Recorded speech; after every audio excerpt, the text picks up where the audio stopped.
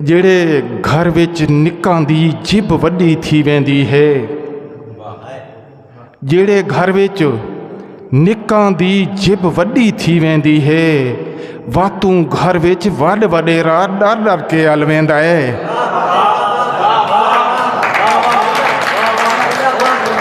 जेड़े घर विच निक्कां दी जिब वड्डी थी वेंदी है, वातू घर विच वड वडेरा डर डर के हल वेंदा है।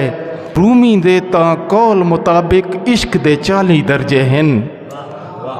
रूमी दे तां कौल मुताबिक इश्क दे 40 दर्जे हैं।